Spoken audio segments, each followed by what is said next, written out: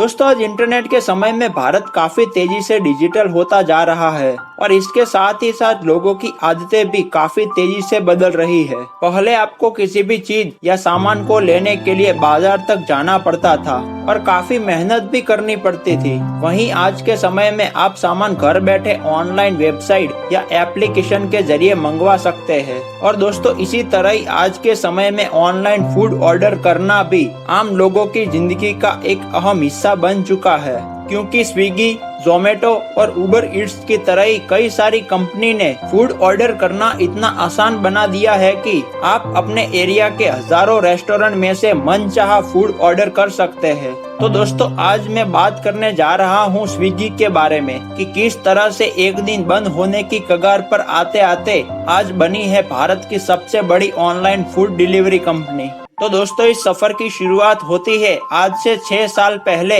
2014 से, जब नंदन रेड्डी, श्री हर्ष मजेठी और राहुल जेमिनी ने एक साथ मिलकर स्विगी की शुरुआत की, जिसमें नंदन रेड्डी और श्री हर्ष मजेठी बिट्स पिलानी कॉलेज से एक साथ ग्रेजुएशन किया करते थे और दोनों के मन में हमेशा से ही अपना खुद का बिजनेस शुरू करने की चाह थी। हालांकि ग्रेजुएट होने के बाद से श्री हर्ष ने लंदन के एक बैंक में जॉब भी की, लेकिन इस काम में ज्यादा इंटरेस्ट न होने की वजह से उन्होंने जॉब छोड़ दी और फिर नंदन रेड्डी के साथ मिलकर लॉजिस्टिक सर्विस के लिए बिजनेस शुरू किया, जिसका नाम उन्होंने बंडल रखा। हालांकि पूरे साल इस बिजनेस पर काम करने के बाद उन्हें शुरुआत में कई सारी परेशानियों का सामना करना पड़ा और फिर अंत में जाकर वह बिजनेस फेल हो गया और साल 2014 में इसे बंद करना पड़ा। हालांकि यहाँ पर नंदन रेड्डी और श्री हर्ष ने हार न मानते हुए उन्होंने इसी कंसेप्ट से ही जुड़ा हुआ कोई और बिजनेस करने का सोचा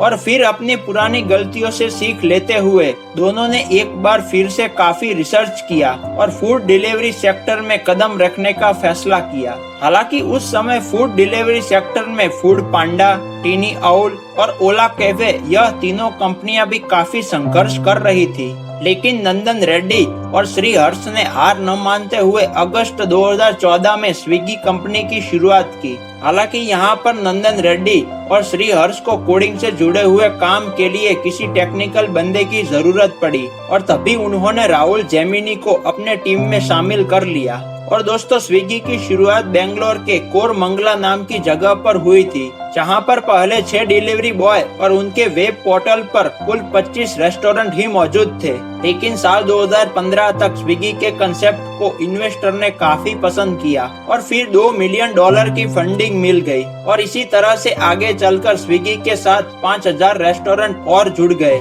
जिसकी संख्या साल 2020 में बढ़कर 1,40,000 के पार पहुंच चुकी है और यह सब आंकड़े समय के साथ साथ और बढ़ते चले जा रहे हैं। दोस्तों आज इस कंपनी में 2,18,000 से भी ज्यादा एम्प्लॉय काम करते हैं। इसके अलावा 2,10,000 से भी ज्यादा डिलीवरी पर्सन स्विगी के ऑर्डर को लोगों के घरों तक पहुंचाते हैं। और दोस्तों बेंगलोर शहर के एक छोटे से एरिया से शुरू होने वाला यह बिजनेस अब तक भारत के हर शहर में फैल चुका है। और वैसे तो इस स्टार्टअप को टक्कर देने के लिए कई कंपनियां आई और चली गई, लेकिन जो सफलता स्विगी को मिली है वह सच में हैरान कर देने वाली बात है। दोस्तों हम उम्मीद करते हैं कि स्विगी की यह सक्सेस स्टोरी आपको जरूर पसंद आई होगी। दोस्तों इसी तरह की इंटरेस्टिंग और इन्फॉर्मेटिव वीडियो देखने के लिए हमारे चैनल को सब्सक्राइब करना ना भूलें। धन्यवाद।